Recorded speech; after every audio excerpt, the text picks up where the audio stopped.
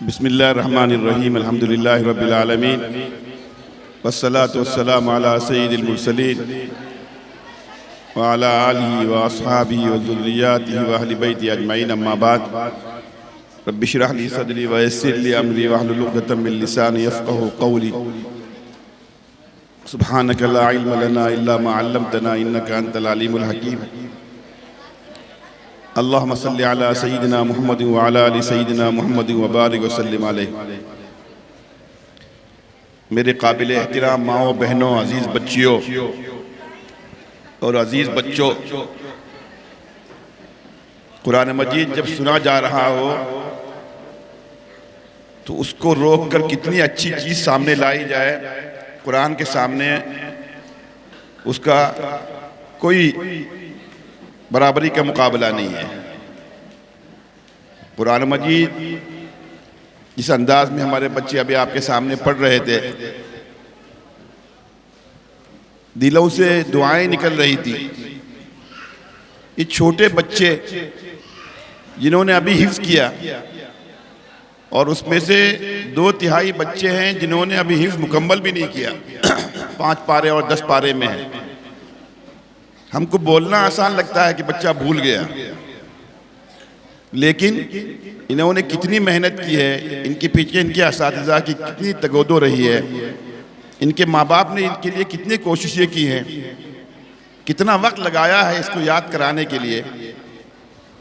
اگر ہم یہ سوچیں گے اور کسی دن ہم خود جو ہے اسٹیج پر آ کر کوئی چھوٹی سی سورت سنانے کی کوشش کریں گے، ہمیں اندازہ ہوگا۔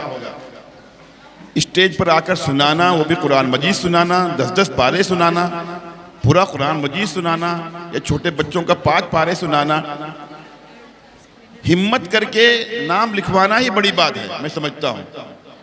ایک بچہ کہتا ہے میں مقابلے میں حصہ لوں گا، اس کے بعد اس کی تیاری کر کے آنا اسٹیج پر، اور جتنی خود اعتمادی کے ساتھ میں دیکھ رہا ہوں یہاں پر جب سے آیا ہوں، ہمارے بچے گھبرائے بغیر سنا رہے ہیں، یہ معمولی بات نہیں ہے، یہ قرآن مجید کا معجزہ ہے۔ میری ماؤں بہنوں، ایک تو یاد کرنا، پھر یاد رکھنا، پھر مسابقے میں حصہ لے کر اسٹیج پر آ کر شریک ہونا، تینوں الگ الگ چیزیں ہیں۔ تینوں چیزیں اللہ تعالیٰ نے آپ کے بچوں کو دی، اس پر اللہ کا شکر ادا کیجئے۔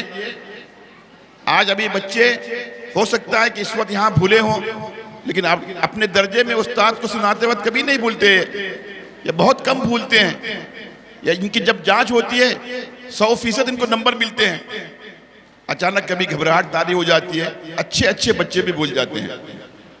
آپ کو یقین نہیں آئے گا، میں تجربے کی بات کہتا ہوں، اس وقت بھٹکل کے جو آخری درجے کے پختہ حافظ کہلاتے ہیں، ہمارے یہاں ہماری مسجد میں جب انہوں نے پہلے سال سنایا، میں خود اس کا گواہ ہوں، ان کو کم یاد رہتا تھا اور زیادہ بھولتے تھے۔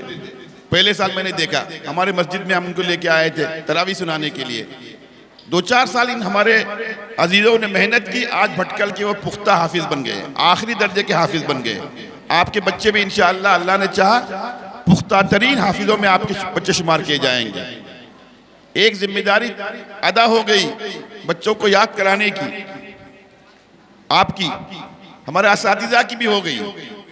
جب تک بچہ قرآن مجید یاد کر رہا تھا دونوں کی ذمہ داری تھی، قرآن مجید حافظ ہونے کے بعد اب اساتذہ کی ذمہ داری نہیں رہتی، بچہ عالمیت میں چلا گیا یا دوسری جگہ چلا گیا، اب 100% ذمہ داری ماں باپ کی رہتی ہے۔